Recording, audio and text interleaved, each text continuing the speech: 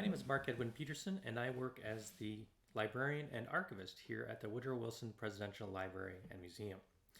I'm going to show you our From the Page system with this video. It's a program we use, a website for volunteers to go help us with the transcription of some of our documents, and it really is a great way to kind of get into our collections and also be a service to other researchers and students who are using our materials.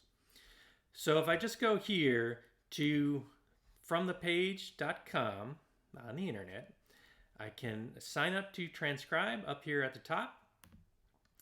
And if I just go in and say, I'm going to be Dr. Mark Peterson.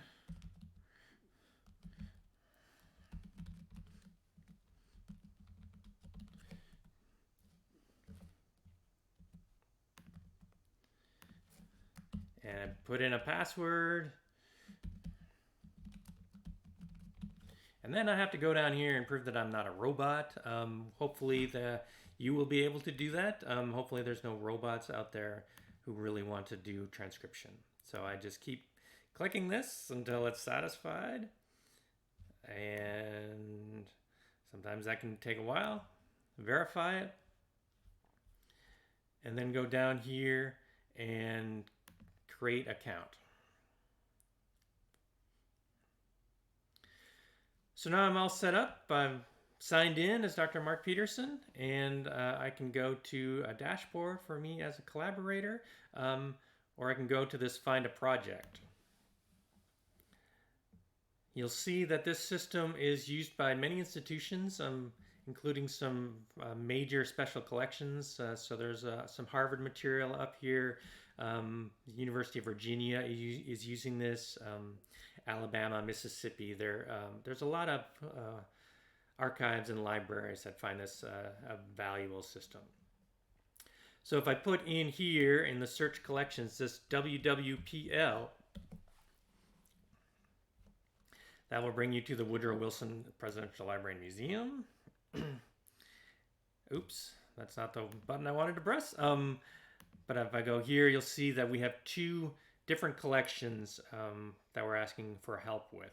The first is the Manuscript Collection. These are items that I've discovered we did not have transcriptions for to put online. In some cases we had scans, other cases there was a reason why I went ahead and scanned it, and so we're asking for help with that. Many of those have already been done by people, and so if you hit this start transcribing, it will bring you to kind of one of our most important items, that is the diary of the White House usher. There's not a lot of just daily diaries of people in the administration, people close to Wilson. And so this lets us know when he was actually in Washington, D.C., what people came to meetings, what kind of events they had, and so forth. And we get a lot of questions from researchers about specific events, and so we end up using this a lot. Now, lots of computers can do OCR, so that's optical character recognition, so they can go through and read your PDFs and kind of take your old documents, even if you have to scan them, and tell you what's there. It does not work that well with handwriting or even old types of typewriters and earlier machinery.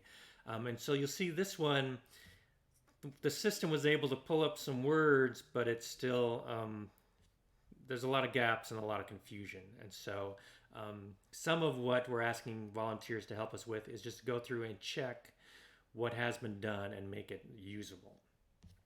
If we go back to actually here to the Woodrow Wilson page, you'll see I've also put up the microfilm reels. So about a year ago, the Library of Congress put up scans of all their microfilm.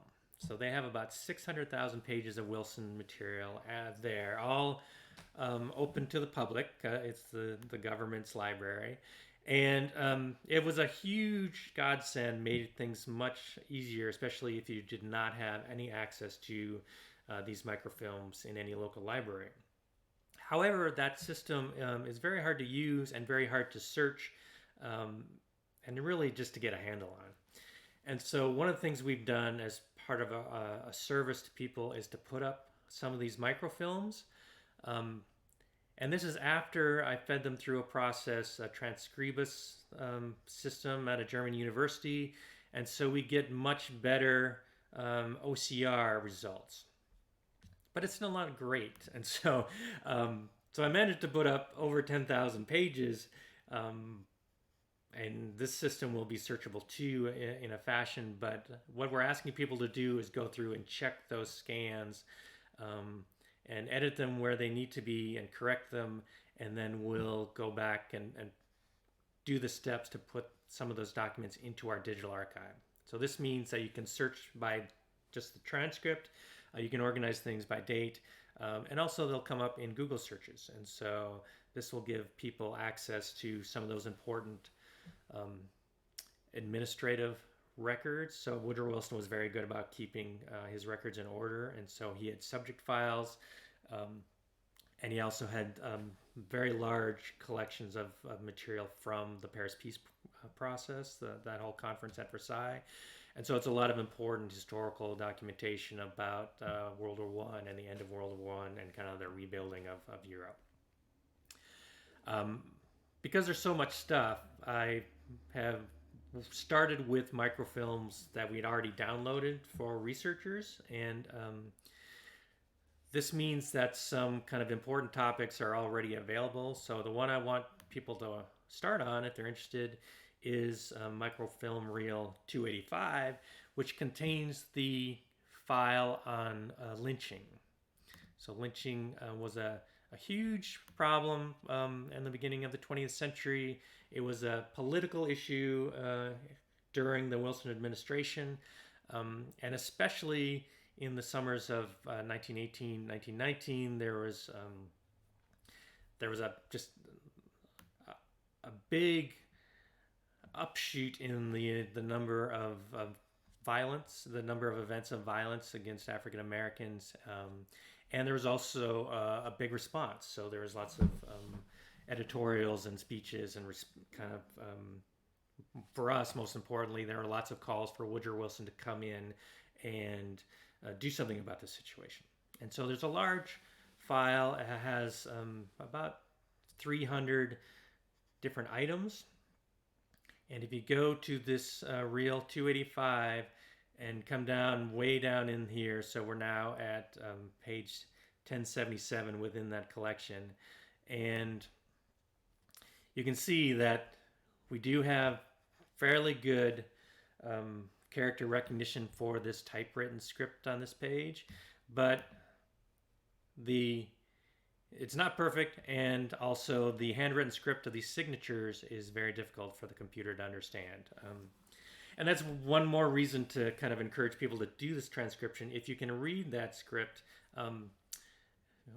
congratulations, because many of our researchers, especially our younger students, are not familiar with that. So we do have letters and things back and forth from the president that are just kind of opaque to many people. And so that is in these microfilm reels, just kind of wherever they were in those files. So you'll see this page. What you do as part of this process is just go through line by line and check the text here against the text on the page. There's some very basic rules. Probably the most important one is I'm not really interested in pre-printed letterhead, just because of the uncertainties of what, is that really where it's coming from? And also that kind of confuses our searches if we have all that extra text that may not apply. And then you'll see some other rules here. So we use the original spelling if that makes any sense. If not, it's not a big deal to go and just modernize the spelling. In some cases, you'll see if you're putting in a little comment, like if there's illegible text, you can put things in square brackets, maybe with your guess. You can also, if the spelling is weird, put in something in square brackets saying this is what I think they're saying. But a lot of times, we're not really doing scholarly editing here, so you don't have to clog up your transcription with a lot of comments. If it basically communicates the text of what's on the page, that's what we're looking for at this point. You can go down here and write a note and save it with the page. This system goes with one line per line on the page, and so you write to the end of the line and then just hit a return once. And if it's a new paragraph, you hit return twice. So it's pretty straightforward. There's not a lot of issues. If the script is really impossible, that can be a fun puzzle. We have a lot of volunteers who enjoy that. If it's too tough, we have many other pages that you could work on that might be more fun or might go more quickly. I guess the only other thing to add here in these rules is that if it's clearly the end of a sentence, you can go ahead and add a period, but don't put in lots of new punctuation like commas just because of the flow of the sentence or your feeling about apostrophes and stuff like that. So, but that really just kind of makes it go faster for you. Now, because I am going to eventually transfer a lot of this stuff, I'm not yet worrying about what it says here at the bottom about indexing and creating links and so forth. But you may see that as you go along with some of the other volunteers who had experience with other libraries. So when you finish your page, just make sure to go up and save changes, and that will flag the page with needs review, and I will go in or one of the other collaborators, or eventually maybe volunteers will go in and kind of just systematically go through and do a final review on that. So that means all of this will be up and accessible at the From the Page site, and it'll help me to feed those transcripts and create some of these Library of Congress collections at our own digital archive, and people will be able to use those much more easily, and also to manipulate things much more easily, like pull up things from the same date and things from the same authors and so forth. And so it'll help with their research. Please feel free to send me an email if you have any questions. I'm at mpeterson@woodrowwilson.org. You can just find that on the staff page at woodrowwilson.org. If you go to like the research page and so forth on there, that'll bring you through to the presidentwilson.org. That is just the actual page where our digital archive sits, and you can kind of see some of the collections that these will go into. We do have some that are already built from materials from the Library of Congress, like there's a World War I letters collection and a few other things. This really helps make more available and kind of connect up with our manuscript collections that we have there online. So thank you very much.